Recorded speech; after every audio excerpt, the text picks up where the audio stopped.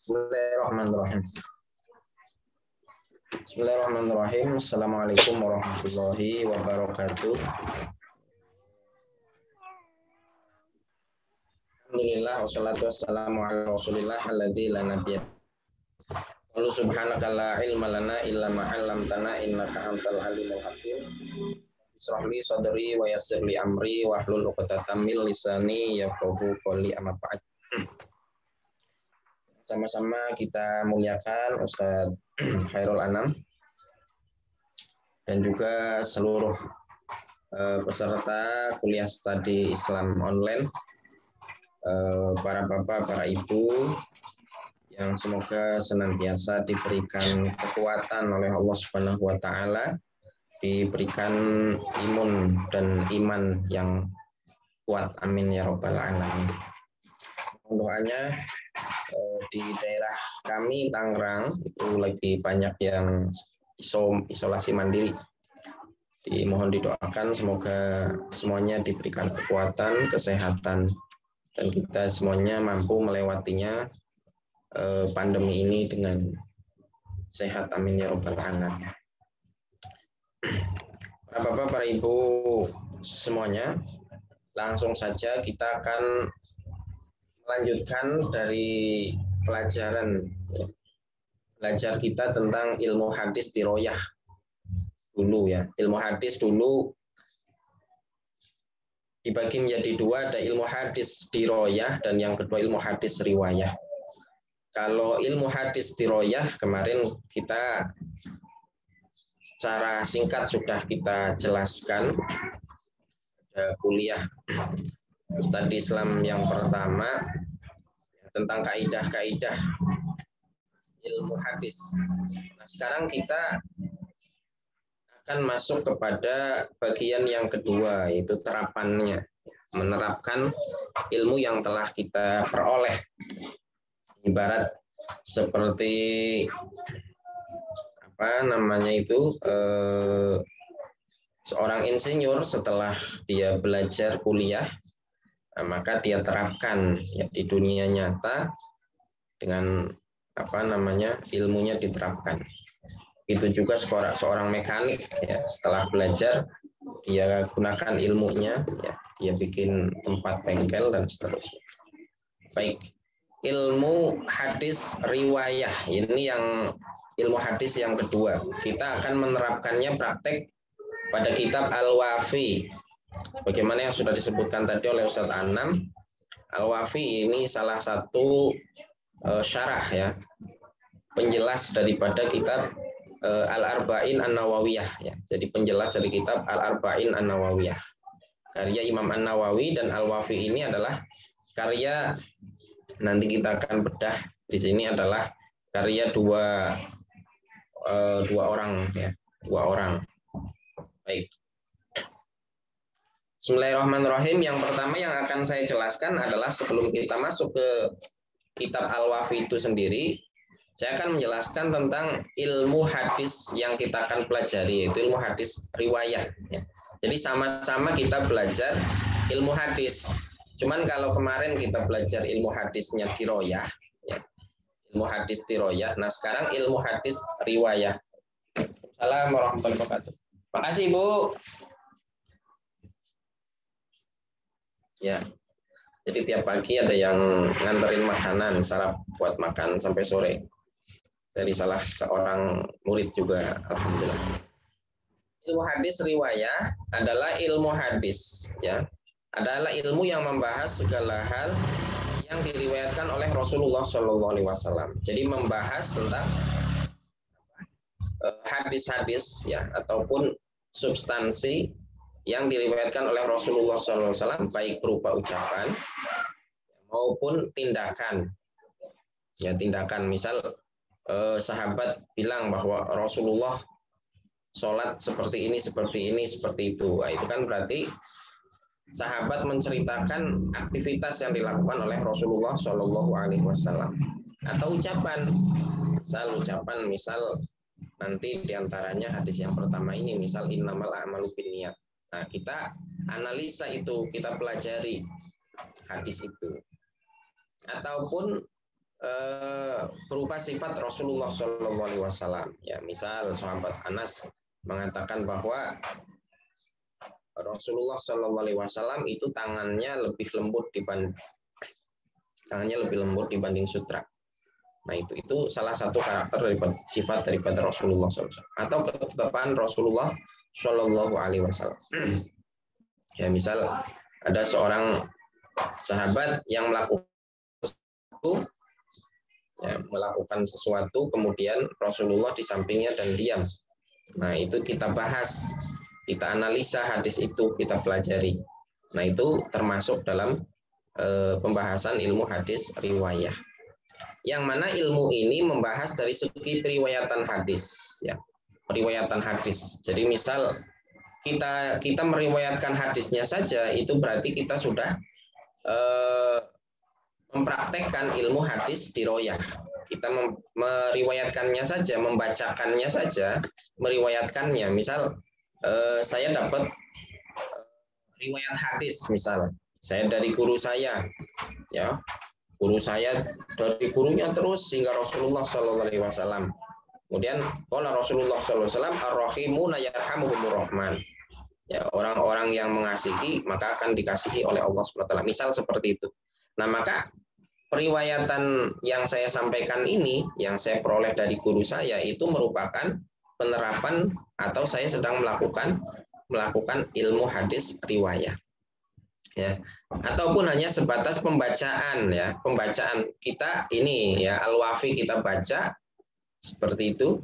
Nah, itu juga sudah kita melakukan ilmu hadis riwayah, maupun menulis hadis, ya, misal mencari hadis hadis tentang misal jual beli khusus, ya, hadis fil buyu', misal hadis-hadis tentang jual beli kita kumpulin tuh.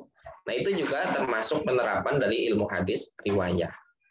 Serta menganalisa kata-kata hadis tersebut, dianalisa. Jadi artinya apa per kata, kemudian maksudnya apa, kemudian jika ada juga asbabun nuzulnya juga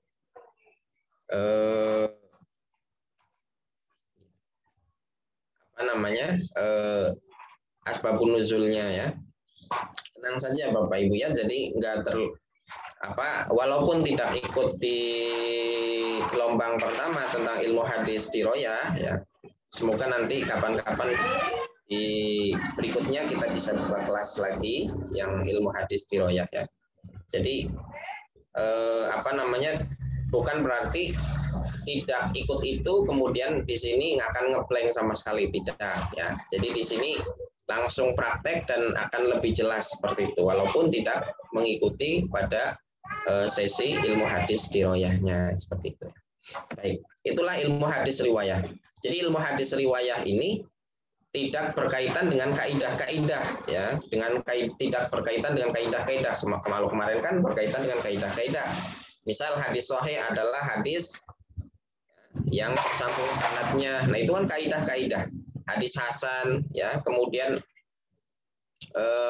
ada tingkatan-tingkatan perawi, ya, ada sahabat, tabiin dan seterusnya.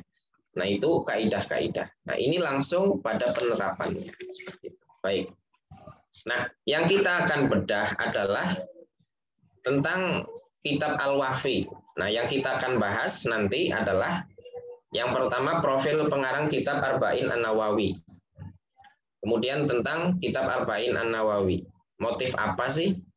Ya, terinspirasi dari mana beliau Imam An-Nawawi ini kemudian menuliskan tadi sebagai bentuk ilmu hadis riwayah, ya. Itu inspirasinya dapat dari mana, gitu kan.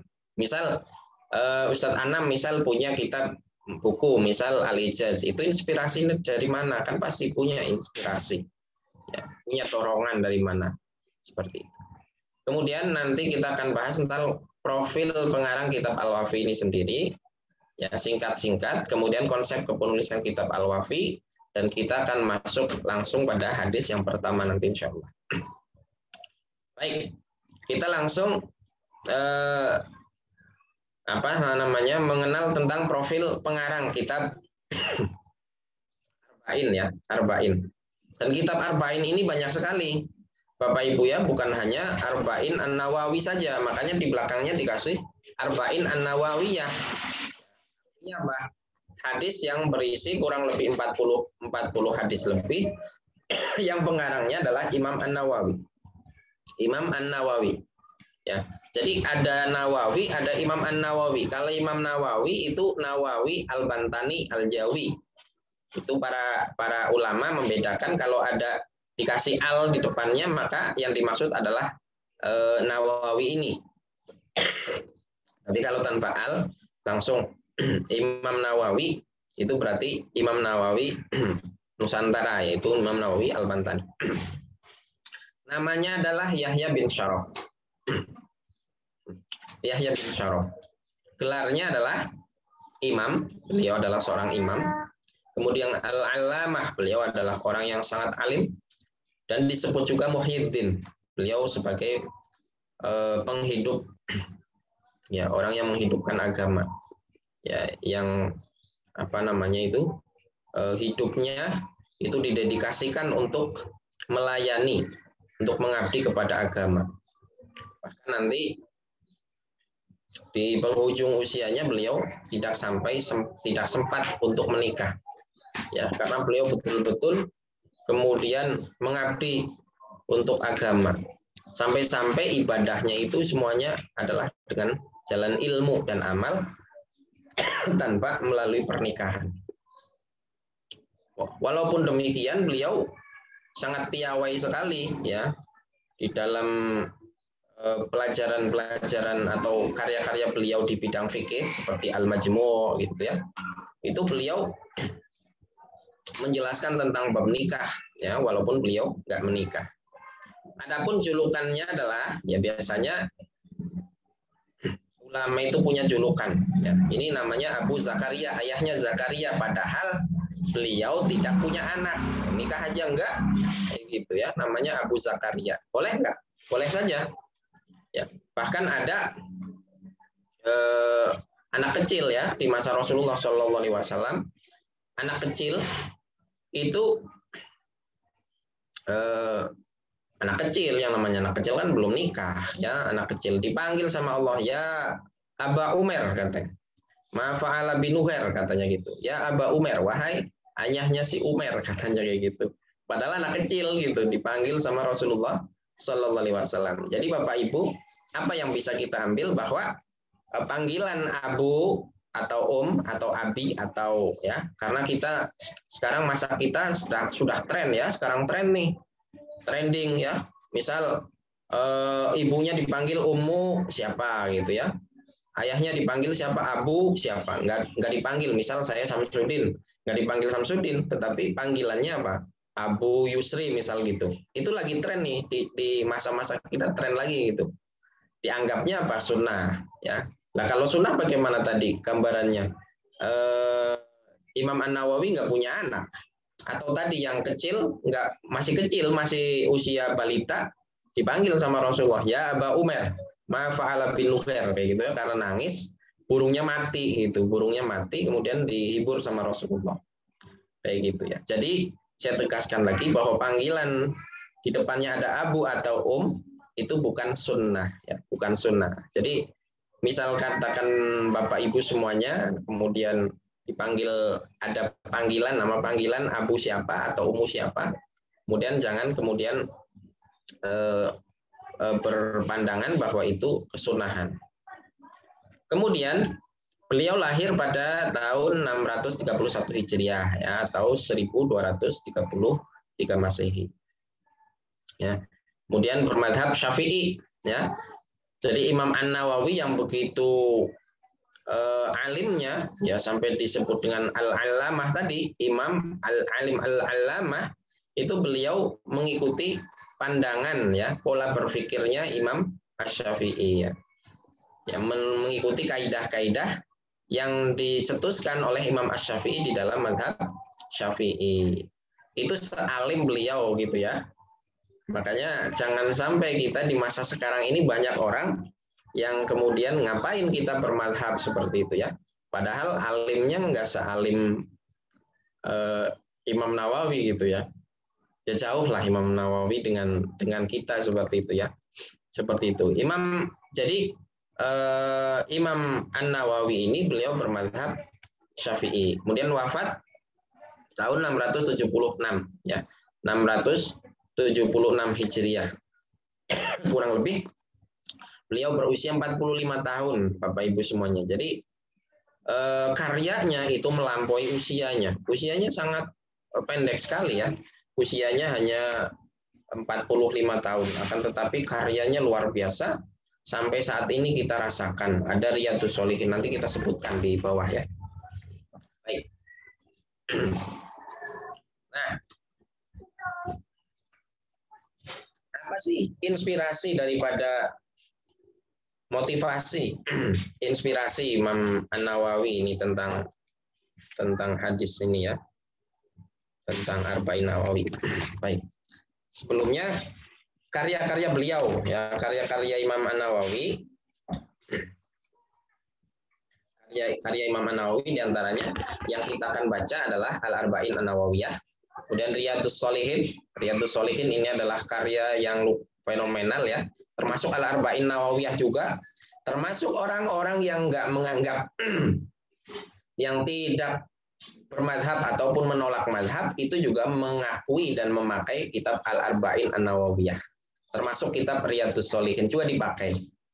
Seperti itu. Jadi artinya banyak ya dari teman-teman kita yang kurang bersikap adil kayak gitu. Menyalah-nyalahkan bermadhab tetapi memakai referensi orang-orang yang bermadhab, kan kurang jelas gitu ya. Kemudian karya beliau lagi yang fenomenal lagi adalah Al-Minhaj, syarahnya Sahih Muslim ya. Al-Minhaj, syarahnya Sahih Muslim. Kemudian At-Taqrib wa Taisir li Ma'rifati Sunanil Bashir wan Nadhir. Ini juga sama di dalam, kalau ini di dalam bidang ilmu hadis diroyah. Nah, At-Taqrib wa Taisir ya. Ini dulu alhamdulillah Al-Fakir belajar kepada guru-guru waktu di sana saya belajar. Kemudian Minhajut Thalibin ya. Minhajut Thalibin ini di dalam bidang fikih. Kemudian Al-Majmu' juga di bidang fikih, tebal. Kemudian Matnul Idhah fil Manasik, ini di dalam bidang haji ya, manasik. Kemudian Tahdhibul Asma wal Lughat di dalam bidang bahasa. Kemudian At-Tibyan fi Adabi Hamalatil Quran, ini tentang etika-etika para penghafal Quran. Kemudian Bustanul Arifin, ini tentang akhlak. Al-Adhkar Al-Muntakhabah min Kalami Sayyidil Abkar. Ini tentang ini Al-Adhkar dikenal dengan Al-Adhkar An-Nawawiyah ya. Ya, Al-Adhkar An-Nawawiyah, zikir-zikir ya, zikir-zikir yang dihimpun oleh Imam An-Nawawi dari Al-Qur'an dan Al-Hadis. Kemudian Matamussu ilaihi hajatul qari li Sahih Bukhari. Nah, ini hanya enggak diselesaikan oleh Imam An-Nawawi sampai beliau wafat. Tadinya mau mensyarah kitab Sahih Al-Bukhari. Kemudian ada Adabul Fatwa wal Mufti wal Mustafti. Ini adalah tentang usul fiqh. Ya, kemudian At-Tarkhis bil Qiyam li Dzawil Fadl wal Maziyah min Ahlil Islam. Nah, itu sedikit. Banyak sekali karya beliau, kurang lebih ada 40 karya ya. Dan semuanya karena keikhlasan beliau hingga saat ini seperti yang sudah saya katakan bahwa melampaui usia beliau. Usianya 45 tahun, karyanya 40 dan sampai saat ini masih kemudian dimanfaatkan. Artinya ilmu beliau adalah ilmu jariyah yang sampai saat ini masih ngalir ya. Au ilmu yutafaqih ya, yang tidak akan pernah putus. Yang ketiga yaitu ilmu yang kedua adalah ilmu yang bermanfaat. Nah, inspirasi daripada kepenulisan ya hadis Arba'in An-Nawawiyah ini adalah bahwa ada sebuah riwayat yang mengatakan bahwa man hafidhu ala ummati arba'ina hadisan. Barang siapa yang hafal ya, barang siapa umatku hafal 40 hadis min amri diniha, yang mana hadis-hadis itu adalah membahas tentang urusan-urusan agama mereka, maka ba'atsahullahu yaumal qiyamah, Allah akan membangkitkan dia di hari kiamat fi zumratil fuqaha wal ulama, akan dibangkitkan dengan golongan orang-orang yang pakar fikih dan ulama. Ya, walaupun hadis ini sanadnya dhaif, ya, tetapi dhaifnya nggak terlalu keberatan, ya. Dhaifnya nggak terlalu dhaif sekali, jadi bisa diamalkan, ya. Jadi ini terinspirasi dari hadis ini. Jadi ada riwayat yang ini bersumber di dalam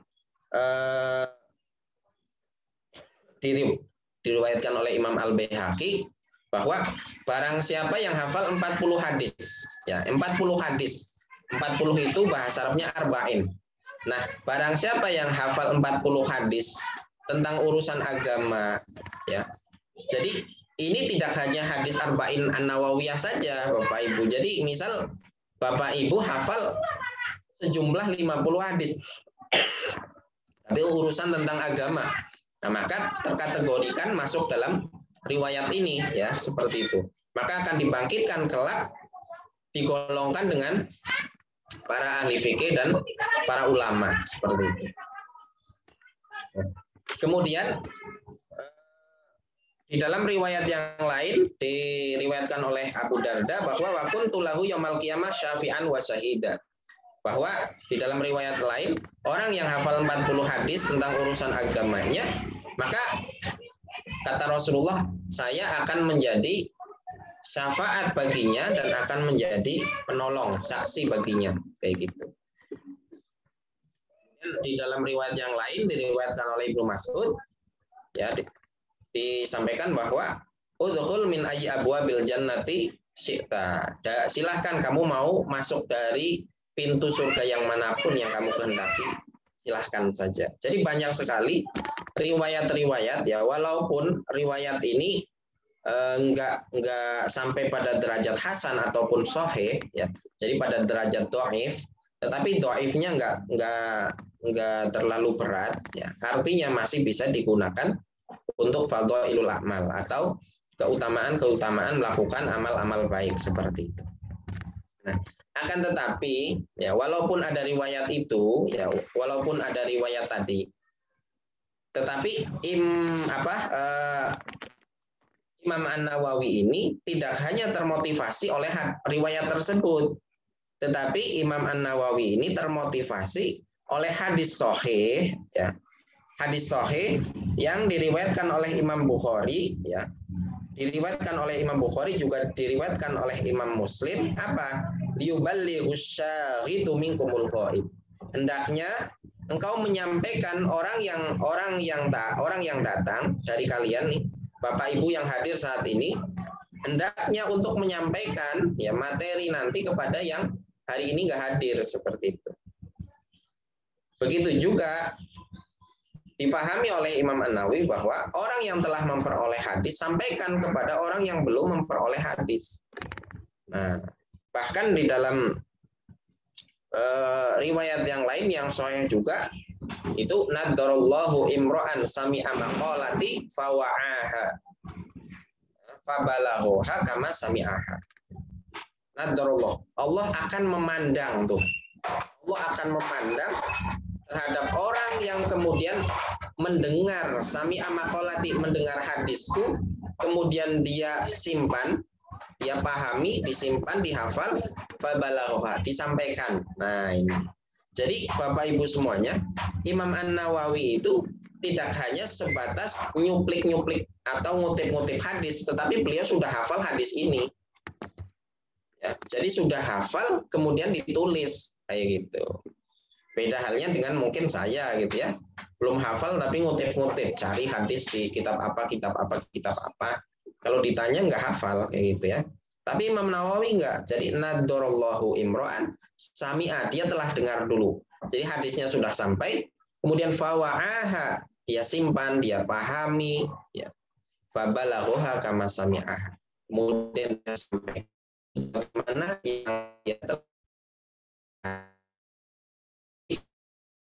inspirasinya dari situ. Jadi bukan dari hadis dhaif yang muncul, tetapi juga dari hadis sahih, ya, bahwa beliau itu menyampaikan, ya, menulis karya ini supaya sampai kepada generasi berikutnya, ya, bahkan sampai ke kita.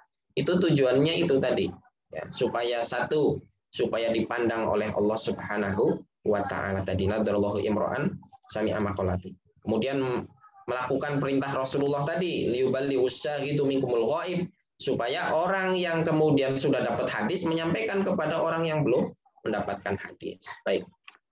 Itu motivasi beliau atau inspirasi beliau untuk menulis kitab Al-Arba'in An-Nawawiyah ini. Mungkin dari sini Bapak Ibu juga nanti termotivasi. Silahkan Bapak Ibu baca Sahih Bukhari misal gitu ya. Kemudian kok ada hadis-hadis yang Bapak Ibu ini jatuh hati gitu sehingga dihafalkan. Nah, ternyata Bapak Ibu hafal sampai 60 hadis ya. Silahkan dituangkan di dalam buku, tulis saja Al-Arba'in gitu. Siapa pengarangnya gitu ya. As-Sundusiyah misal Pak Sundus misal. Nah, ternyata kitab Al-Arba'in An-Nawawiyah ini itu asal muasalnya itu adalah sudah ada dulu ya. Ada 26 hadis yang didiktekan oleh Al-Imam Al-Hafiz Abu Amr bin Shalah atau kita kenal dengan Ibnu Shalah yang punya karya di dalam bidang mustalah hadis. Beliau punya Muqaddimah Ibnu Shalah. Nah itu, beliau punya majelis, ya punya majelis, dan beliau mendikte kepada santri-santrinya, ya mendikte hadis, gitu, didikte hadisnya, gitu. Dan saat itu hanya sampai hadis 26. Dan ternyata setelah dianalisa, hadis-hadis yang disampaikan oleh Imam Ibnu Shalah itu adalah hadis-hadis yang al-jawami, ya, hadis-hadis yang kemudian cakupannya luas, hadisnya pendek, cakupannya luas, kemudian sebagai referensi dasar ya terhadap urusan-urusan agama. Nah, maka melihat seperti itu Imam Nawawi ngambil, ya, beliau Imam Ibnu Shalah wafat 643, ya Imam Nawawi tadi 676 ya. Jadi Imam Ibnu Shalah dulu yang wafat. Nah, diambillah oleh Imam An-Nawawi dan ditambahin oleh beliau 16 hadis. Nah, 16 hadis ya. Nah, kemudian beliau mengambil hadis-hadis itu mayoritas adalah dari kitab Sahih Bukhari Muslim. Ya, mayoritas dari kitab Sahih Bukhari Muslim. Bentar dulu. Bentar Bapak Ibu izin.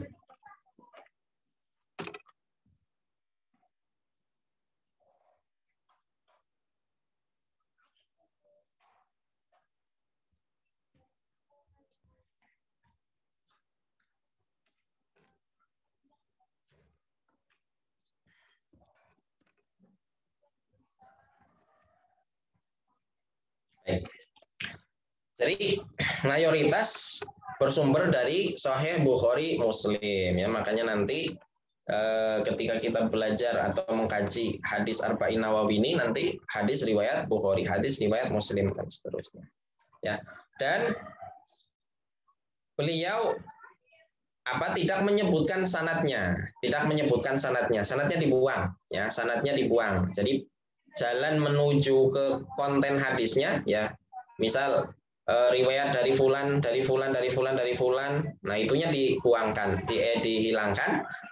Hanya menyebutkan nama sahabatnya atau rawi a'lanya ya, nama sahabat atau rawi a'lanya nanti. Seperti itu. Tujuannya apa? Supaya mudah dihafal. Makanya banyak nih sekolah-sekolah ya tingkat SD sudah mulai menghafal hadis Arba'in An-Nawawi. Ya, seperti itu dihafal mulai. Baik.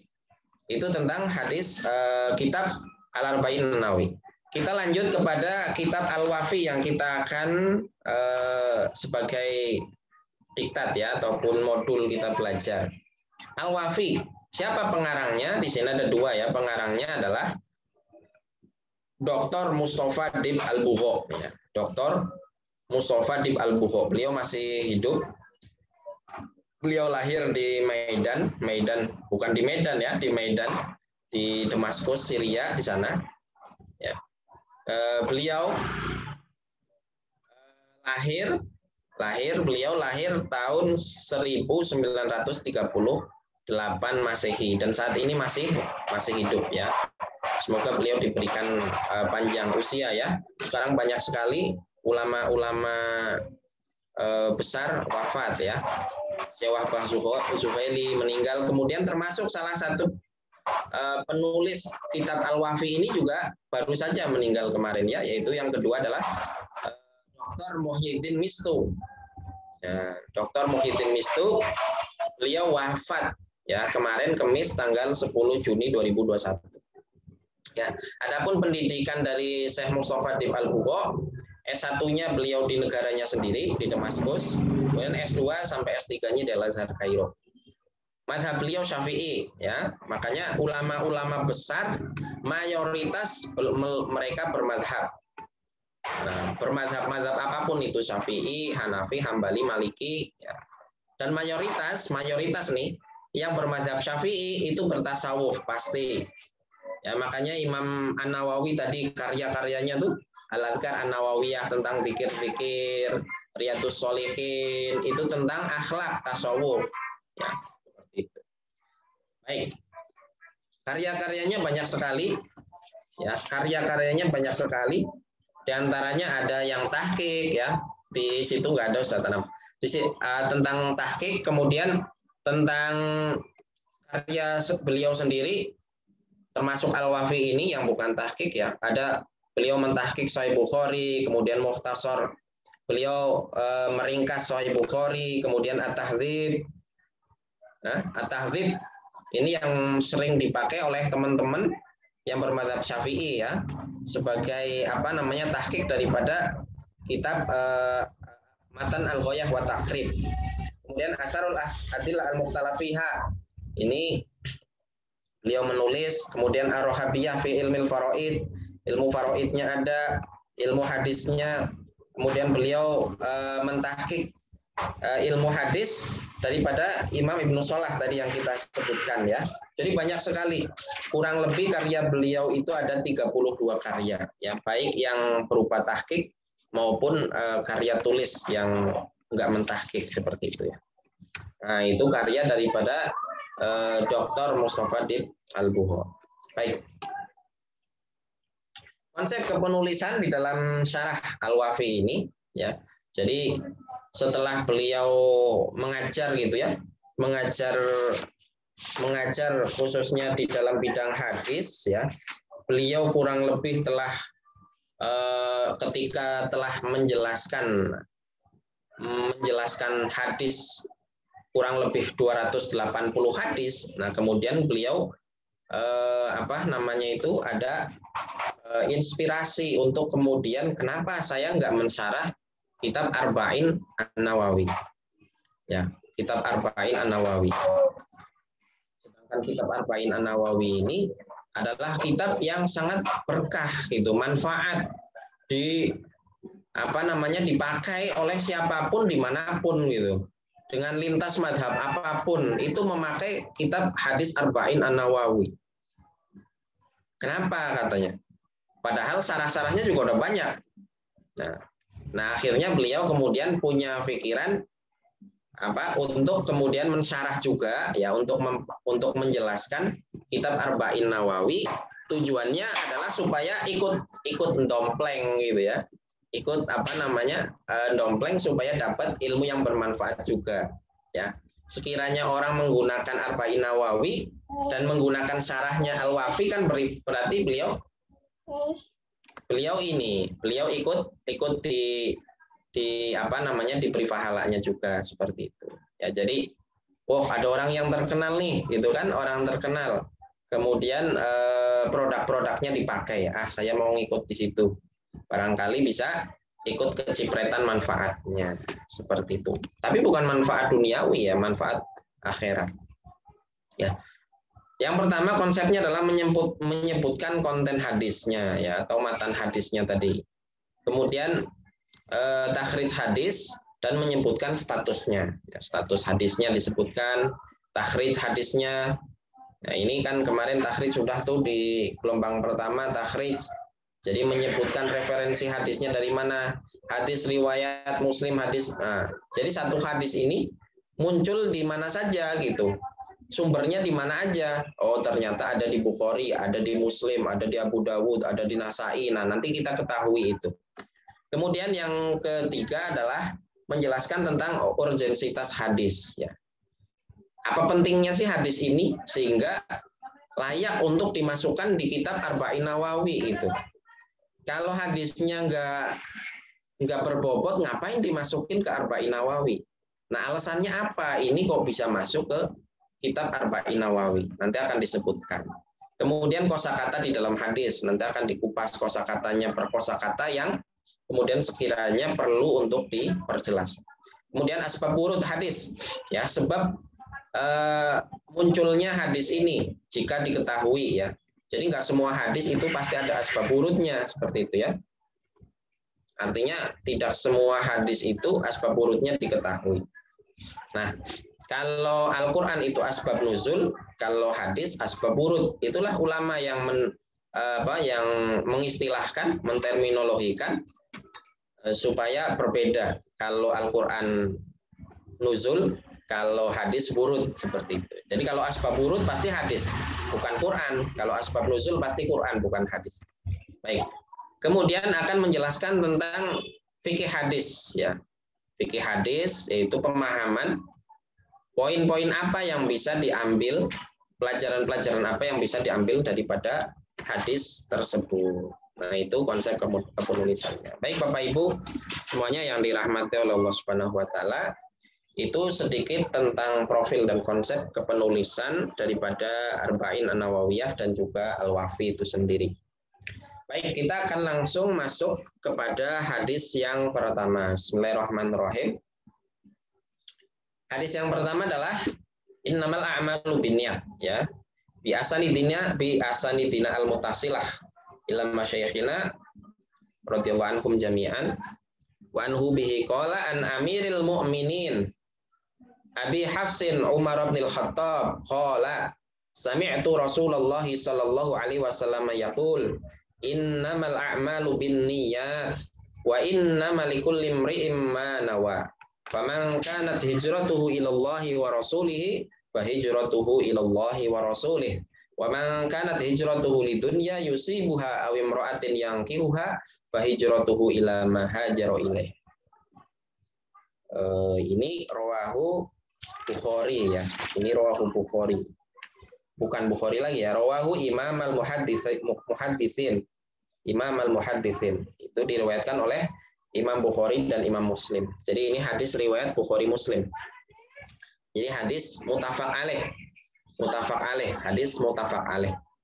Hadis yang diriwayatkan oleh Bukhari dan Muslim dengan redaksi yang sama. Dari Amirul Mukminin Abi Hafs Umar bin Khattab berkata, aku mendengar Rasulullah Shallallahu Alaihi Wasallam bersabda, sesungguhnya amal-amal perbuatan itu hanya tergantung terhadap niatnya. Dan bagi setiap manusia tergantung apa yang dia niatkan. Dan bagi manusia itu tergantung apa yang dia niatkan. Barang siapa niat hijrahnya karena mencari ridho Allah dan mengikuti Rasulnya, maka Allah akan memberikan pahala hijrahnya dan memperoleh pahala sebagaimana yang Rasul lakukan. Barang siapa niat hijrahnya karena terobsesi capaian dunia atau agar bisa menikahi seorang wanita, maka apa yang dia peroleh hanya apa yang dia niatkan. Hadis riwayat Bukhari Muslim. Dan ini banyak, insya Allah Bapak Ibu insya Allah hafal. Mungkin nanti di sesi terakhir nanti silahkan yang sudah hafal nanti angkat tangannya untuk membacakan hadisnya. Baik. Takhrij hadis.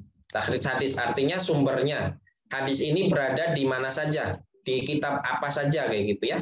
Kalau Bapak Ibu punya bukunya ya ataupun punya PDF-nya silahkan dicari insya Allah ketemu. Yang pertama adalah hadis ini diriwayatkan oleh Imam Al-Bukhari ya di dalam kitab sahihnya ya Sahih Bukhari di permulaan sahihnya di dalam bab iman ya di dalam bab iman ya di dalam bab iman itu Imam Bukhari kemudian menuliskan hadis ini menuliskan tentang hadis hadis ini. Kemudian di kitab Sahih Bukhari juga ada di 5 tempat lain ya, tidak hanya tadi di bab iman saja, tetapi juga di 5 tempat lain. Jadi di dalam kitab Sahih Bukhari ini kurang lebih disebutkan 6 kali. Kemudian diriwayatkan juga oleh Imam Muslim, ya Imam Muslim di dalam bab innamal a'malu binniyat, ya di dalam kitab Imarah ya tentang kepemimpinan. Kemudian di situ tentang bab qaulihi sallallahu alaihi wasallam innamal a'malu binniyat. Nomor hadisnya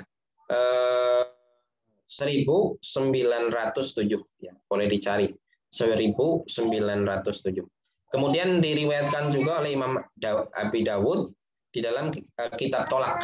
Jadi Bapak Ibu perlu diketahui kalau di dalam buku-buku klasik ya, ulama klasik itu ada yang disebut dengan kitab, ada yang disebut dengan bab, ada yang disebut dengan fasal. Nah, kalau kita kan ada tema, ada judul gitu kan, ada subjudul. Nah, itu sama. Jadi kitab itu adalah tema besar gitu.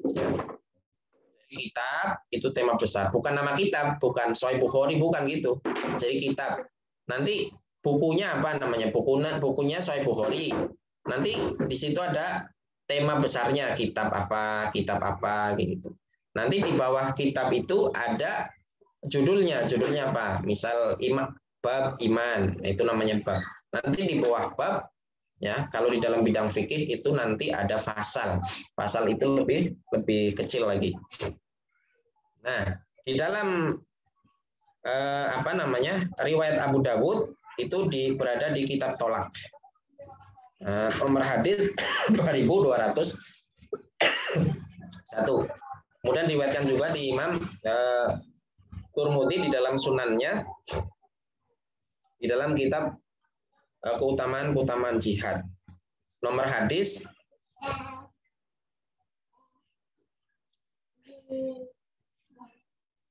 untuk hadisnya adalah hadis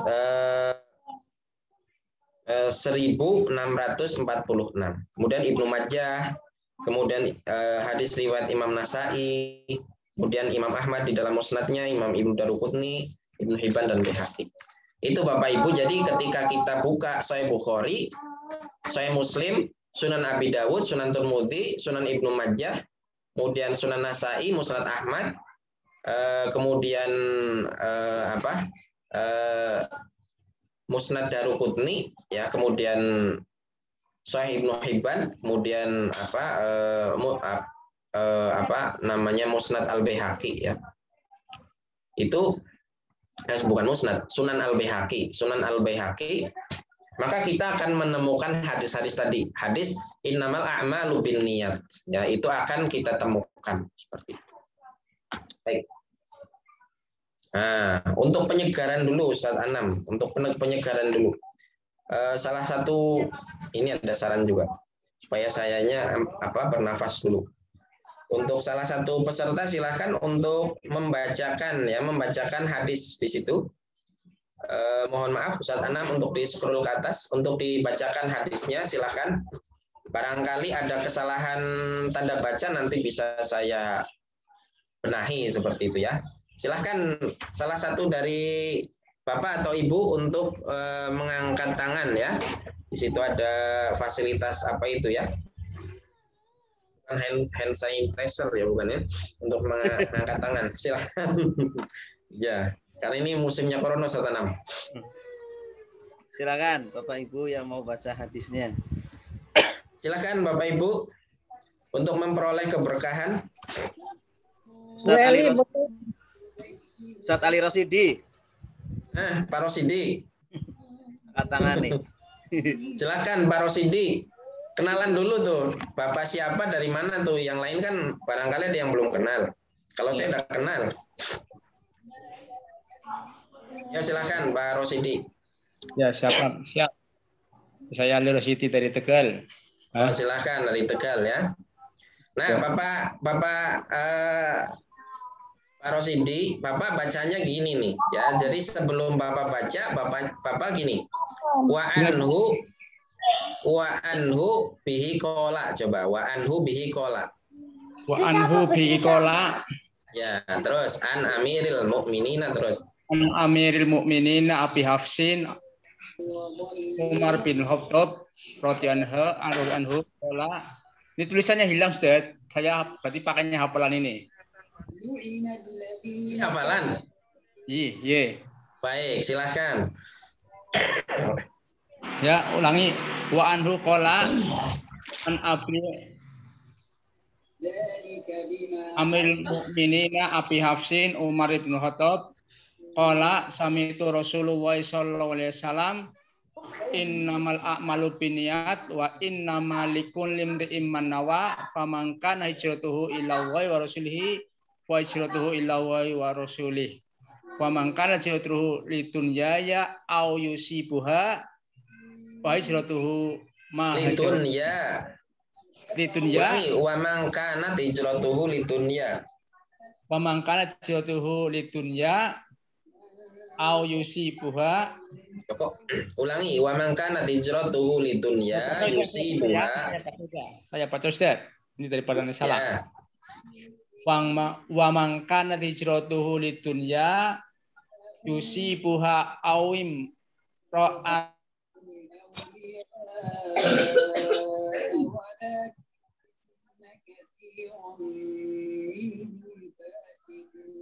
Terus awim ro'atin au yusing awim ro'atin yang kihuha wa hijratuhu ila ma hajatai. Baik, terima kasih. Untuk artinya ganti. Untuk terjemahannya ganti, silahkan. Terima kasih Pak Ali Rosyidi. Barakallahu fiik.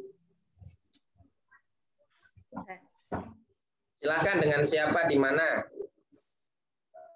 Boleh saya? Siapa, di mana? Assalamualaikum warahmatullahi. Waalaikumsalam warahmatullahi wabarakatuh. Dengan siapa? Saya Ibu Rafniza dari Depok. Baik, Ibu Rafniza, fadholi. Silahkan untuk terjemahannya, Ibu. Dari Amirul Mukminin Abi Hafs, Umar bin Khattab berkata, aku mendengar Rasulullah Shallallahu Alaihi Wasallam bersabda, sesungguhnya amal-amal perbuatan itu hanya tergantung terhadap niat-niatnya. Dan bagi setiap manusia tergantung apa yang dia niatkan. Barang siapa niat hijrahnya karena mencari ridho Allah dan mengikuti Rasulnya, maka Allah akan memberikan pahala hijrahnya dan memperoleh pahala sebagaimana yang Rasul lakukan. Barang siapa niat hijrahnya karena terobsesi capaian dunia atau agar bisa menikahi seorang wanita, maka apa yang dia peroleh hanya apa yang dia niatkan.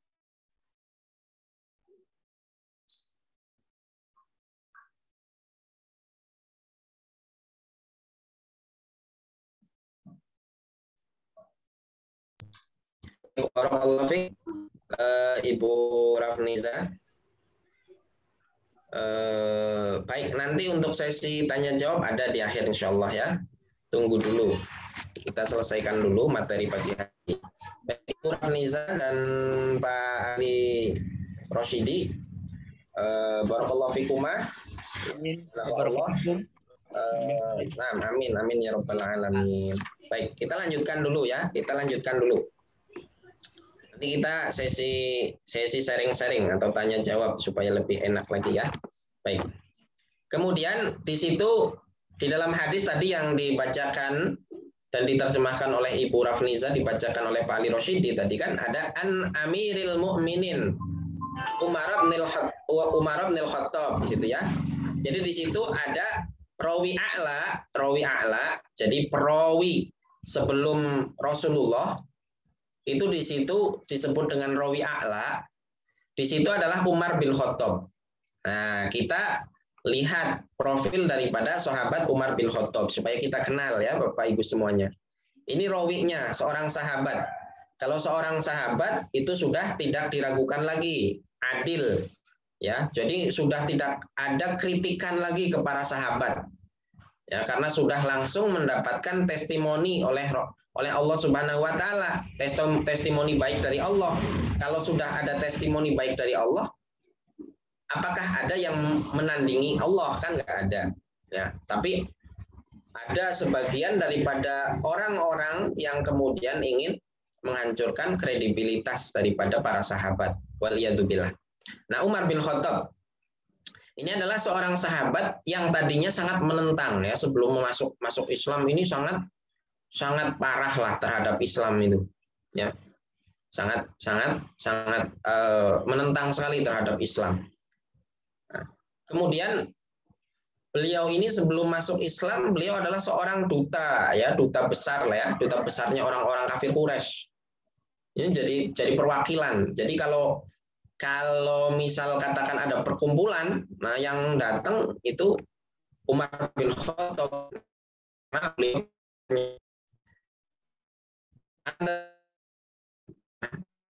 yang begitu garang ya, ternyata bisa luluh lantak hatinya masuk Islam karena mendengarkan lantunan ayat-ayat suci Al-Quran. Nah, maka di situ Umar bin Khattab pada tahun 6 ketika Rasulullah SAW kurang lebih berusia 46 tahun, Umar bin Khattab memeluk Islam ya, masuk Islam. Seperti itu. Nah, ketika Umar bin Khattab sudah masuk Islam, yang tadinya sangat menentang terhadap Islam, wah, ini kemudian setelah masuk Islam menjadi orang yang sangat mensupport Islam, ya, sangat loyal terhadap Rasulullah Shallallahu Alaihi Wasallam, bahkan berada di barisan terdepan setelah masuk Islam, ya. Itu bahkan kata para sahabat mengatakan bahwa saya dulu sebelum Umar bin Khattab masuk Islam, kita itu mau tawaf di Ka'bah ataupun sholat itu kita sembunyi-sembunyi gitu. Baru setelah Umar bin Khattab masuk Islam, baru kita berani untuk kemudian tawaf dengan terang-terangan, sholat kemudian terang-terangan juga. Nah, bahkan ketika hijrah itu yang lain pada sembunyi-sembunyi, Umar bin Khattab beliau terang-terangan sendiri, ya, ngomong siapa yang mau melihat anaknya kehilangan ayah dan ibunya, seorang istri kehilangan suaminya, seorang suami kehilangan istrinya, maka datanglah ke sini.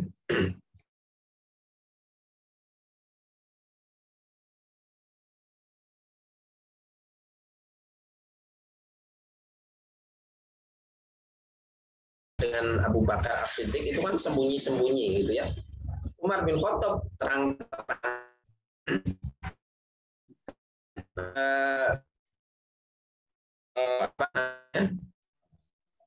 beliau memeluk Islam, kemudian ikut hijrah dan juga ikut seluruh peperangan yang diadakan oleh Rasulullah SAW.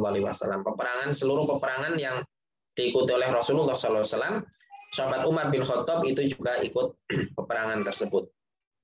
Kemudian setelah itu, kemudian Umar bin Khattab ini dibeat ya, setelah Rasulullah wafat, kemudian dilanjutkan oleh Abu Bakar As-Siddiq.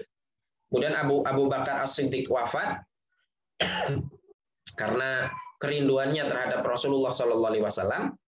Ya, tidak terlalu lama kepemimpinan sahabat Abu Bakar As-Siddiq, dilanjutkan ya kurang lebih 2 tahun, kemudian dilanjutkan oleh sahabat Umar bin Khattab atas telah ditunjuk ya oleh Abu Bakar As-Siddiq.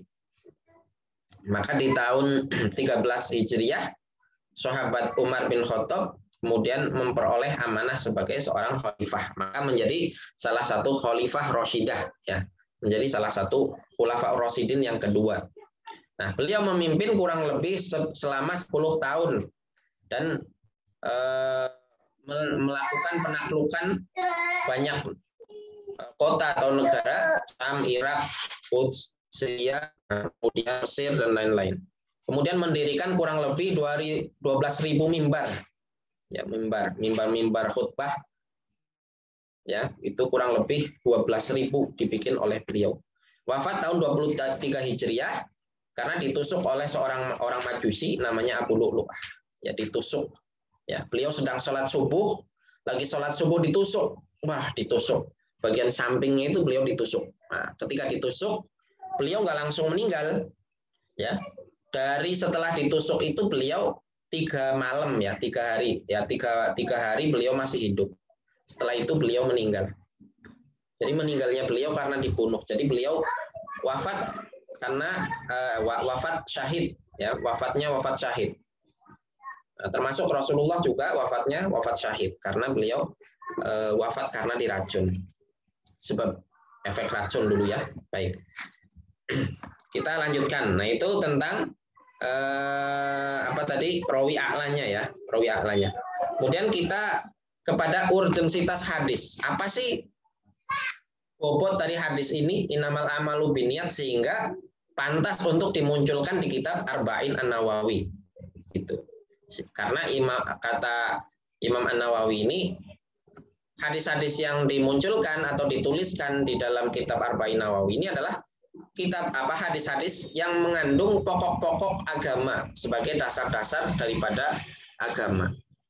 Yang pertama, karena sebagai pusat segala urusan Islam atau asas agama Islam. Karena kita melakukan apapun kalau nggak pakai niat nggak akan terhitung, gitu ya.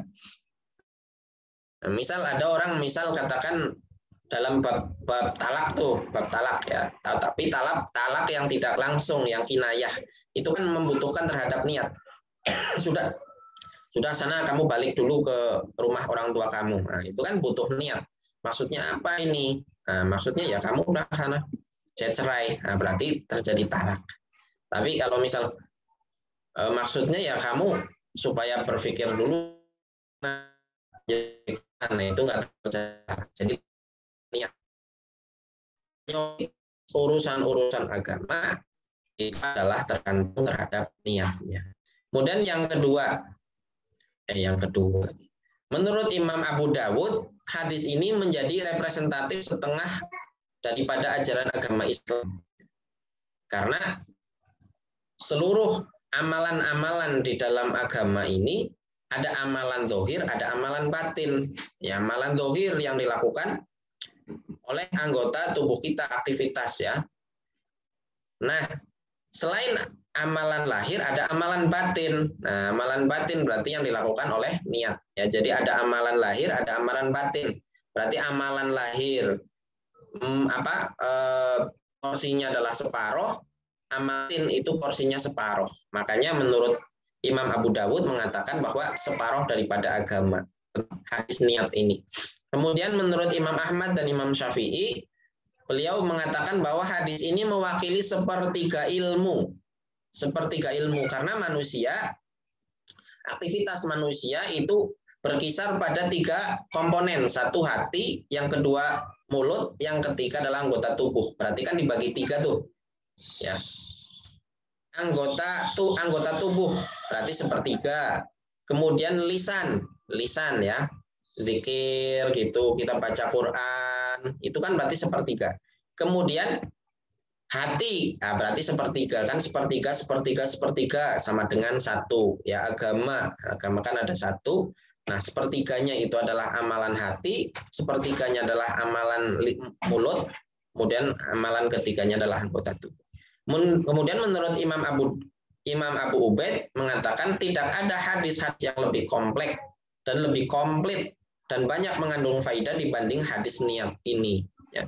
Karena segala sesuatu itu bergantung kepada niat. Jadi manfaat daripada hadis ini ya gitu ya, manfaatnya sangat besar sekali. Sehingga orang akan kemudian membenahi niatnya, maka akan baik aktivitasnya. Kemudian ulama menuliskan di awal buku mereka sebagai pengingat bagi pelajar di dalam niat belajar mencari ilmu hanya karena Allah SWT. Nah, maka Bapak Ibu semuanya, mari kita bersama niatkan belajar kita dimanapun dengan siapapun, kita niatkan untuk mencari ridho Allah SWT.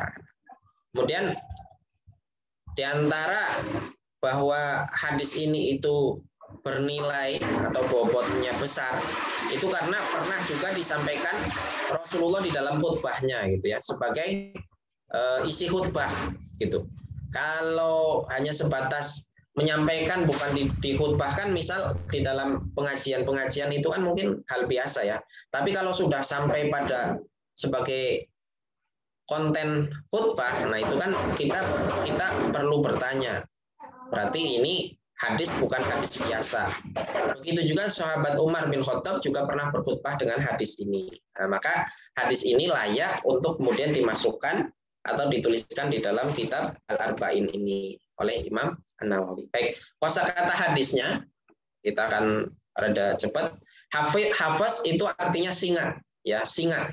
Jadi Abu Hafaz artinya adalah ayah singa gitu, bukan berarti siapa tadi Umar bin Khattab itu ayah anaknya ada yang namanya singa, bukan ya, atau anaknya ada yang namanya Hafaz, enggak. Maka Bapak Ibu semuanya, sekali lagi bahwa panggilan Abu atau Ummu itu bukanlah kesunahan, sunnah seperti itu. Mak, ini tarik memang. Bukan kesunahan. Punya Umar.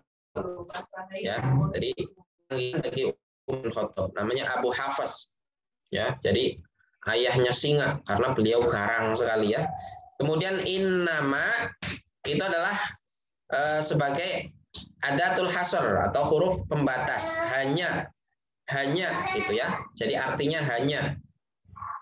Jadi cakupannya itu pada batasan-batasan itu hanya. Jadi innamal a'malu binniyat ya. Sesungguhnya amal-amal itu bisa sah hanya, itu ada hanya. Jadi kalau nggak dikasih niat bagaimana? Ya nggak sah. Kemudian kata binniyat itu adalah plural dari kata niat. Ya, niat itu adalah plural dari kata niyah. Jadi niyah itu satu. Niat secara bahasa adalah tujuan. Kita menuju kemana, itu secara bahasa adalah niat. Mau kemana, Bu? Niatnya mau ke pasar. Padahal masih santai-santai gitu ya. Niat mau kemana, Bu? Niatnya mau ikut kuliah. Nah, padahal ini hari Kamis ya. Padahal masih hari Senin gitu. Kuliahnya hari Kamis. Ngomong hari Senin, mau kemana, Bu? Niatnya mau ikut kuliah gitu. Nah, secara istilah, secara agama ya, syariat, yang disebut dengan niat itu adalah tujuan disertai perbuatan. Ya, kita menuju sesuatu, untuk melakukan sesuatu disertai dengan perbuatan. Jadi kalau hanya keinginan saja itu belum niat. Saya ingin ke pasar, tapi masih santai-santai duduk kayak gitu ya, itu bukan niat. Niat secara bahasa tetapi bukan secara istilah. Jadi secara agama belum masuk niat. Nah, misal Bapak Ibu lagi duduk santai kayak gitu ya. Terus Bapak Ibu di dalam hatinya niat sholat. Ya nggak boleh. Gitu ya, karena belum mulai melakukan aktivitas sholat seperti itu. Tetapi harus disertai dengan perbuatan. Harus disertai dengan perbuatan. Nah, kalau mau ke pasar berarti sudah mulai jalan. Mau kemana, Bu? Niatnya mau ke pasar. Nah, itu baru benar tuh. Itu secara syariat, tetapi ya secara syariat. Mau apa? Mau puasa. Ya, saya niat puasa. Nah, itu sudah kemudian kita dekat-dekat fajar untuk niat. Kemudian niat mau sholat. Nah, itu ketika takbiratul ihram. Nah, itu ya. Jadi disertai dengan aktivitasnya. Kemudian imri'in artinya adalah manusia. Ya, insan, manusia, laki-laki maupun perempuan disebut dengan imri'in. Hijratuhu, hijrahnya, hijrah secara bahasa artinya meninggalkan. Secara istilah adalah meninggalkan negeri kafir menuju negeri muslim karena berpotensi besar terjadi fitnah. Kalau di negara kafir itu nanti banyak fitnah di situ. Nggak bisa menjalankan syariat, nggak bisa sholat, nggak bisa puasa, kok diem baik di situ. Nah, itu maka wajib untuk berhijrah. Hijrah sama ketika Rasulullah SAW berhijrah dari Mekah, ya sebelumnya ke Taif, Ya, sahabat disuruh ke Taif, kemudian setelahnya adalah ke mana? Ke Habasyah ya, kemudian hijrah lagi ke Madinah. Itu bukan karena Rasulullah lari, bukan, akan tetapi menyelamatkan supaya tidak terjadi fitnah. Seperti itu. Rasulullah kuat. Rasulullah pernah kemudian diblokade, ya, diembargo, diblokade kurang lebih 3 bulan ya, sampai Rasulullah itu makan rumput, nah gitu. Tetapi Rasulullah tidak memikirkan dirinya, tetapi memikirkan para sahabat. Rasulullah kuat, tapi sahabat belum tentu kuat. Akhirnya diperintahlah untuk berhijrah. Nah, hijrah dalam hadis di atas, hadis innamal a'malu binniyat ini adalah berpindah baik dari Mekah ataupun selain Mekah menuju ke kota Madinah. Ya, sebelum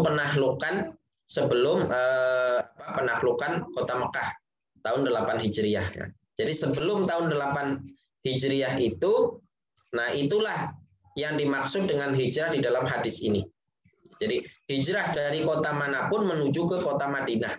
Baik dari Mekah ke Madinah, dari kota mana aja ke kota Madinah, itu disebut dengan hijrah yang dimaksud di dalam hadis ini.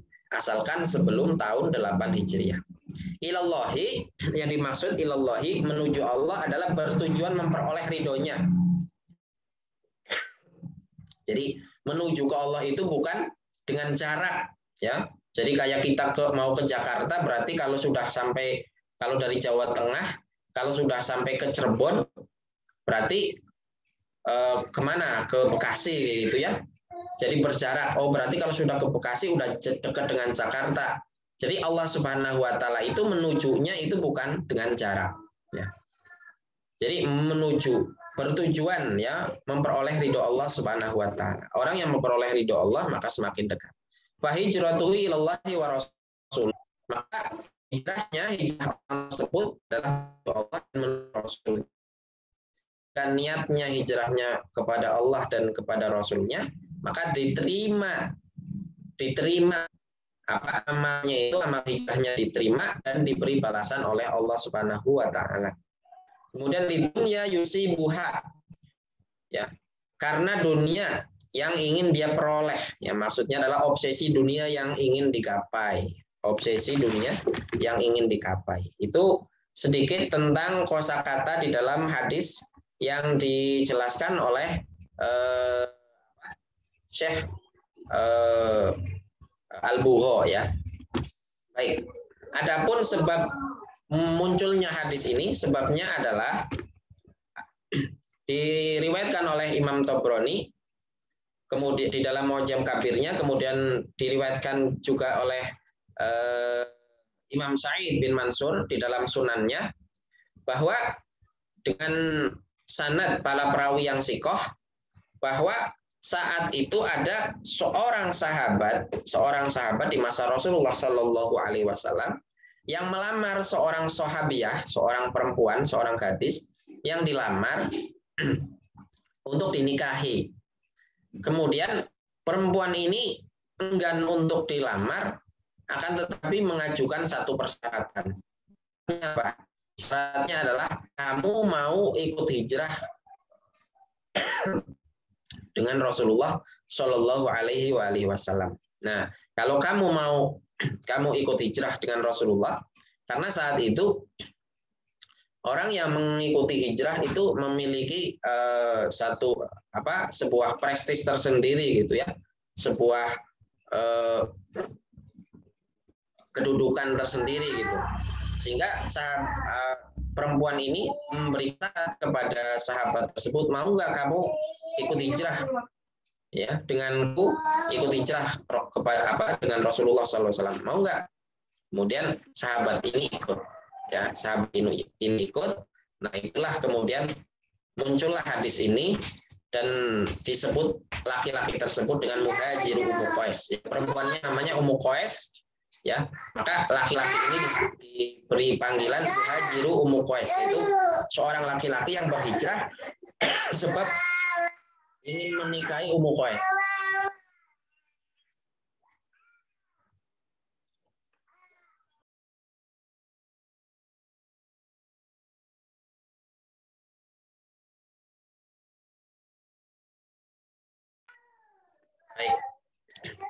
itu sebab munculnya hadis ini ya. Kemudian hadis ini menjadi landasan munculnya hadis innamal a'malu binniyat. Baik, adapun pelajaran-pelajaran yang bisa diambil daripada hadis ini, yang pertama adalah pensyaratan niat ya. Jadi niat itu sebagai syarat. Ada nggak Ustaz Tanam? Kok kosong? Persyaratan niat ya. Ulama sepakat bahwa amal perbuatan seorang mukallaf itu sah menurut ketentuan hukum Islam jika disertai niat.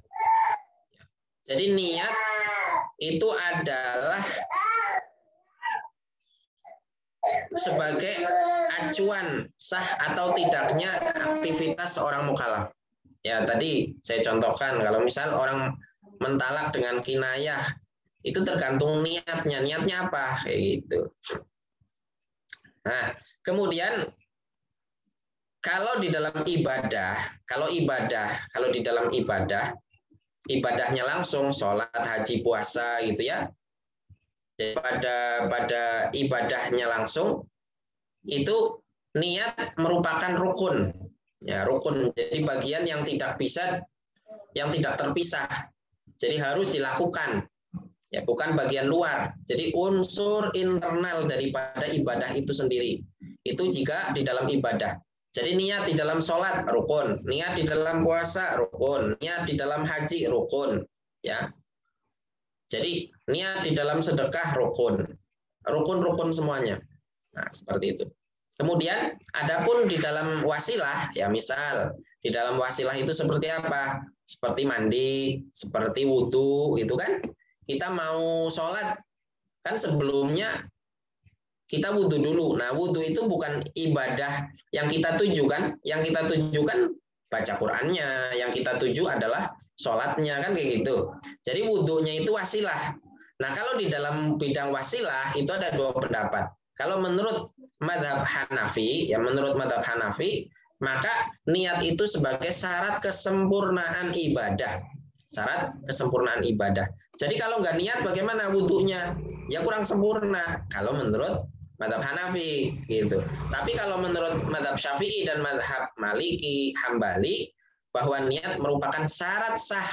Jadi kalau nggak niat bagaimana wudhunya nggak sah? Nah kalau menurut madhab Hanafi, wudhunya bagaimana sah tapi nggak sempurna. Nah itu bedanya. Itu kalau di dalam bidang wasilah ya. Jadi bedakan. Kalau ibadahnya itu sendiri, itu adalah merupakan rukun. Tapi kalau di dalam bidang wasilah, itu ada dua pendapat tadi. Kemudian yang kedua, waktu dan tempat niat. Nah, sebetulnya panjang gitu ya, hanya yang dibahas oleh Syekh Dr. Mustafa Dib Al-Buho ini hanya sebatas ini. Jadi yang saya terangkan ya yang hanya di kitab Al-Wafi ini. Waktu dan tempat niat, waktunya itu adalah di permulaan ibadah. Ya, di permulaan ibadah. Jadi kalau kita wudhu, yang pertama apa? Membasuh muka. Ya berarti ketika membasuh muka. Ketika kita sholat apa? Nah, takbiratul ihram. Nah, seperti itu. Nah, kita kalau mau sedekah bagaimana? Ya ketika kita mau ngasih. Nah, itu. Diniatkan seperti itu. Nah, kalau kita mau zakat apa? Ya kalau kita mau memberikan apa tadi? Memberikan barang yang kita akan zakatkan itu. Nah, itu.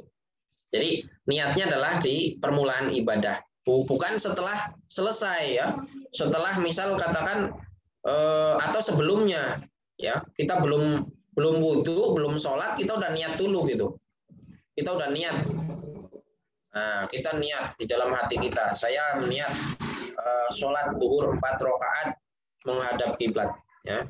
Makmum karena Allah Ta'ala. Padahal baru jam 12 lewat 5. Sholatnya jam berapa? Sholatnya jam 12 lewat 15 ya.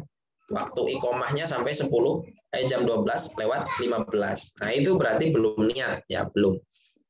Kemudian tempatnya di mana? Tempatnya di hati. Niat itu sepakat, ulama sepakat mazhab apapun, tempatnya di hati. Jadi niat itu adalah aktivitas hati. Niat itu aktivitas hati, bukan aktivitas mulut, bukan aktivitas anggota tubuh, bukan. Ya, tetapi aktivitas hati.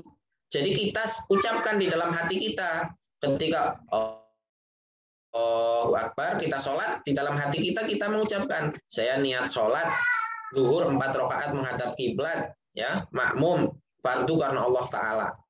Itu disebutkan di dalam hati. Ya, bukan dengan ucapan kita, saya niat puasa 4 rakaat. Itu membantu. Seperti itu ya. Jadi niat itu harus di dalam hati. Tidak disyaratkan untuk diucapkan dalam lisan. Kita nggak disyaratkan. Kalau kita nggak ucapkan, itu nggak sah, itu nggak ada. Tetapi hanya disunnahkan atau dianjurkan. Ya. Karena apa? Kalau kita ucapin, mulut kita ngucapin, hati kita menerjemahkan, itu akan lebih mengena. Kan gitu. Kalau orang nyanyi, kemudian hatinya nerima, itu kan lebih paham. Seperti itu. Jadi kita ucapin, usolli fardhu dhuhri arba'a raka'atin mustaqbilal kiblati adaan makmuman lillahi ta'ala. Nah, itu di dalam hati kita itu sedang menerjemahkan itu. Itu diterjemahkannya dengan bahasa apa? Ya masing-masing. Orang Sunda dengan Sunda, kalau bisanya bahasa Jawa pakai bahasa mana lagi Bugis. Ya, kalau bisanya bahasa Madura pakai Madura, bahasa Jakarta pakai bahasa Jakarta, dan seterusnya. Diterjemahkan. Oh, ternyata bisa bahasa Arab, ya silahkan dengan bahasa Arab langsung di dalam hati. Asalkan paham yang dia ucapkan. Ya, jangan sampai kita pakai bahasa Arab di dalam hati tapi kita nggak paham. Nah, itu nggak sah, itu yang seperti itu. Ya, jadi untuk melafalkan itu hukumnya sunnah. Ingat, sunnah. Karena ada sebagian daripada teman-teman kita yang mengatakan itu bid'ah, waliyadzubillah ya. Ada yang mengatakan bid'ah, hal baik kok dibilang bid'ah. Kemudian yang ketiga adalah wajibnya berhijrah. Poin daripada hadis ini adalah wajibnya berhijrah. Ini ada 3 pembahasan. Yang pertama adalah hijrahnya seorang muslim dari negeri kafir ya ke negeri muslim ya, yang berpotensi fitnah, tidak bisa melakukan syariat di sana, maka dia wajib untuk berhijrah. Dan hukum ini masih tetap ada hingga saat ini. Jadi misal orang hidup di negeri A, kalau dia hidup di negeri A, dia nggak bisa menjalankan syariatnya, puasa nggak bisa, sholat nggak bisa, sembunyi-sembunyi aja nggak bisa. Maka wajib bagi dia hijrah. Seperti itu. Jangan kemudian dia biarin saya mau berjuang terus di sini. Akhirnya nggak sholat, nggak puasa di sana. Ya maka dia dapat dosa. Ya maka wajib berhijrah dan hukumnya masih tetap ada sampai hari kiamat. Kemudian yang kedua adalah hadis tidak ada hijrah setelah al-fathu, artinya adalah ya la hijrata ba'dal fathi, adalah tidak ada hijrah dari kota Mekah ya setelah tahun 8 Hijrah itu. Dari kota Mekah nggak ada hijrah lagi. Karena kota Mekah sudah menjadi negeri Islam ya saat itu. Kemudian yang ketiga, hijrah bisa digunakan ya, sering digunakan untuk satu, meninggalkan apa yang Allah larang ya. Itu juga disebut dengan hijrah. Nah, makanya sekarang sedang tren nih, orang hijrah yang tadinya nggak rajin ibadah sekarang rajin ibadah. Ini orang hijrah nih. Boleh saja secara bahasa ya. Kemudian yang kedua adalah seorang muslim yang mendiamkan saudaranya di atas 3 hari, itu ya. Hajrul muslim akhahu fawqa salasati ayyam ya. Jadi orang muslim yang mendiamkan saudaranya lebih dari 3 hari. Ya, ini nggak boleh. Tetapi itu menggunakan kata hujron ya. Dari akar kata yang sama, jadi kata hajaro. Tetapi kita nggak boleh mendiamkan saudara kita lebih dari 3 hari. Kemudian mendiamkan dan tidak tidur seranjang dengan istri ya, karena istri durhaka atau menentang kebaikan suami ya, atau nuzus ya, istri nuzus nggak mau dengan suami ya, durhaka kepada suami, maka salah satu hukumannya adalah didiamkan dan ditinggal untuk tidak tidur seranjang. Kemudian berikutnya adalah orang yang sudah berniat untuk melakukan amal kebajikan lalu terhalang karena udzur, sakit ataupun wafat, maka dia tetap memperoleh amalnya yang dia niati. Nah, makanya di sini kita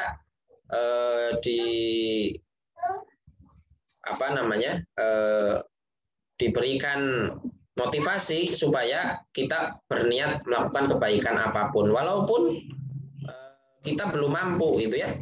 Jadi kita niatkan, nanti kalau saya mampu mau ini, mau itu, mau ini, mau bikin misal madrasah, mau bikin jalan, misal mau bikin sumur dan seterusnya. Nah, kalau di bidang Bapak Ibu di bidang sosial apa yang hidupnya di bidang sosial, kalau misal di bidang pendidikan apa, punya impian-impian. Nah, impian-impian itu ya, termasuk kita punya keniatan misal menghafal Al-Qur'an. Kita mulai dengan menghafal misal surat Al-Fatihah. Yalah, saya mau niat menghafal Al-Qur'an seperti itu. Kita mulai, tapi kita mulai itu ya, tidak hanya ucapan tapi kita mulai dengan cari guru, kemudian siapkan Quran gitu ya. Kita mulai menghafal.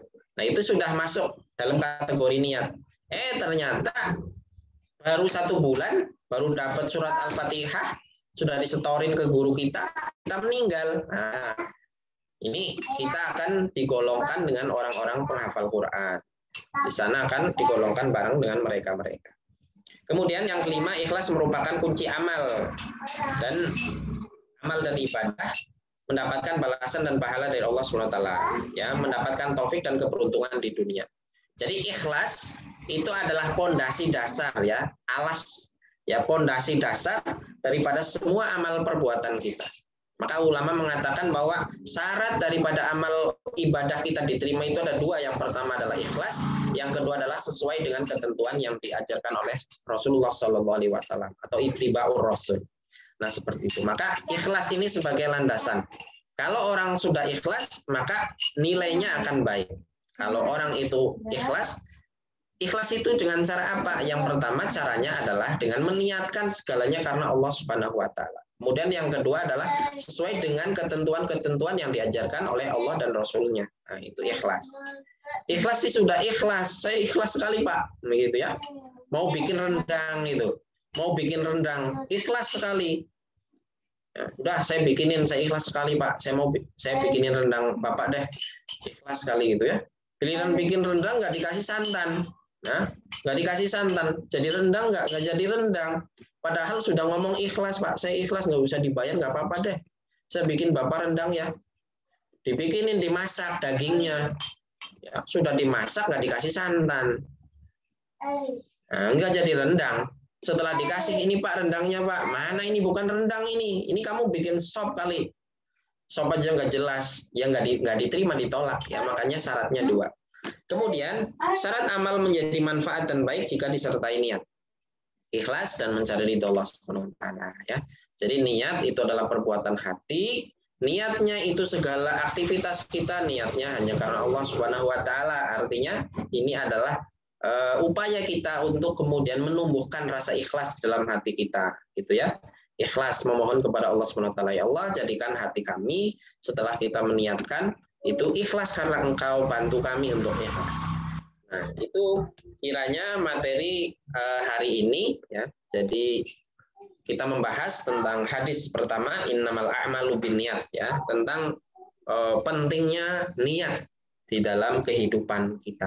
Jadi niat itu amat sangat penting. Bahkan Bapak Ibu juga sudah sangat merasakan sekali ya manfaatnya niat.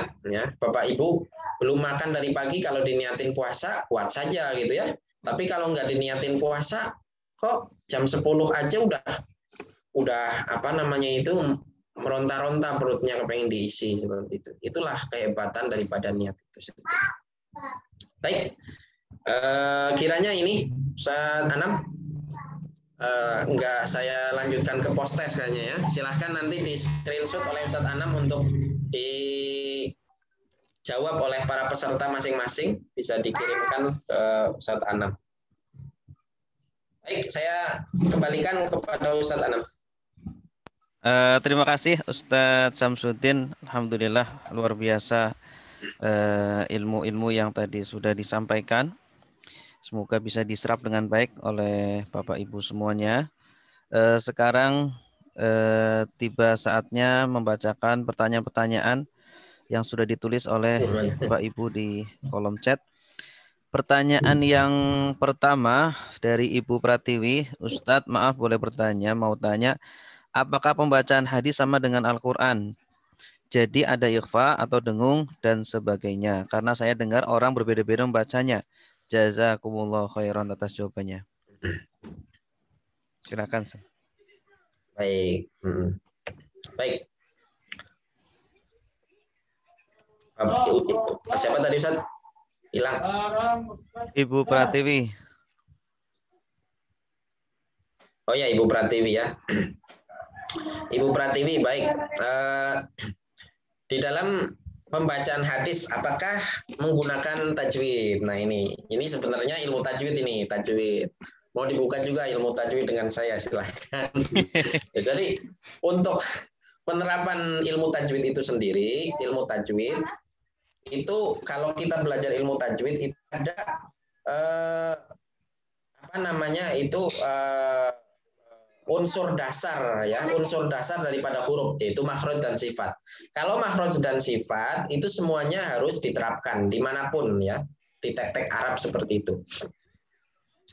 Akan tetapi kalau misal katakan dialek masuk kepada selain Al-Quran itu nggak berdosa. Ya, misal katakan orang Mesir tuh kalau ngomong kof itu menjadi a ya, misal kola menjadi ala, kultu menjadi ultu gitu.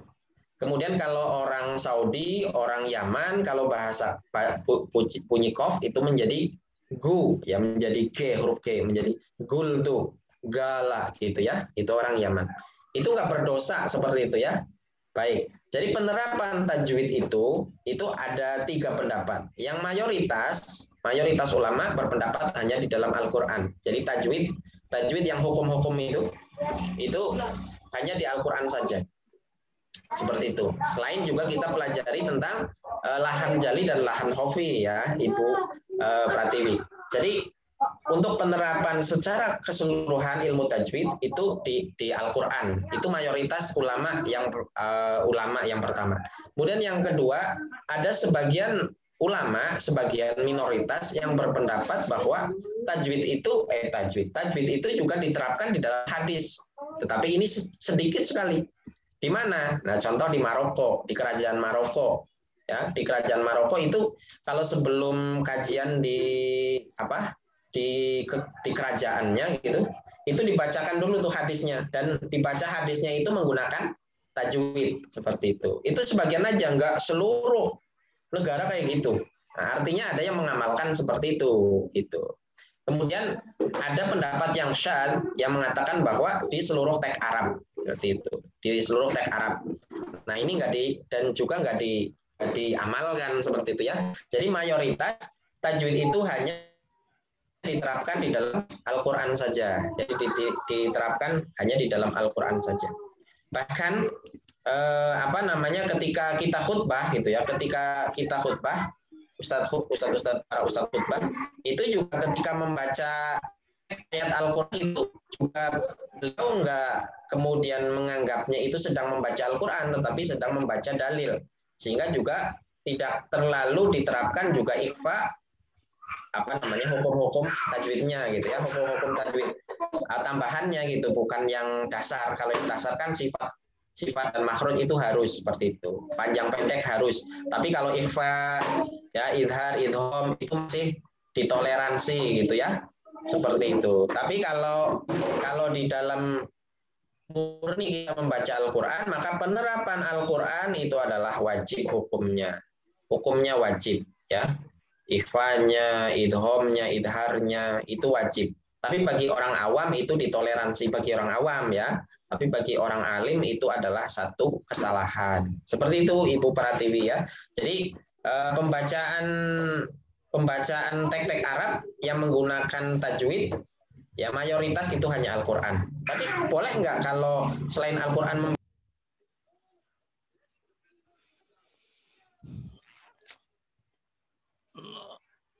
Halo, Ustaz. Halo, Ustaz Samsudin.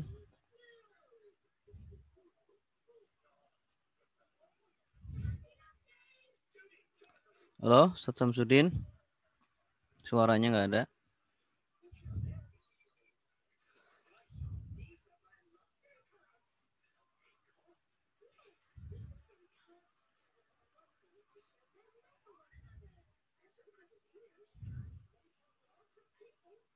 Halo.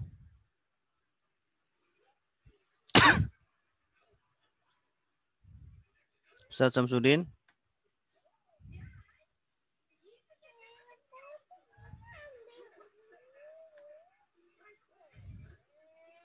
Silakan berikutnya. Ya, hilang tadi suaranya ya. Ini ada enggak? Suaranya ada enggak? Dari Ibu Nina mau tanya, apabila kita mendapat suatu hadis, bagaimana cara kita mengetahui hadis hasan, dhaif atau maudhu? Ya. Ya, caranya adalah kita cari sumbernya gitu ya. Cari sumbernya, Ibu Nina, cari sumbernya di mana gitu. Kalau sumbernya sudah ada di Sahih di Bukhari, ya berarti kita sudah percaya dengan Imam Bukhari. Sudah, ulama aja percaya, masa kita mau sanksi gitu kan? Ulama bukan gitu kan? Jadi ulama udah. Halo?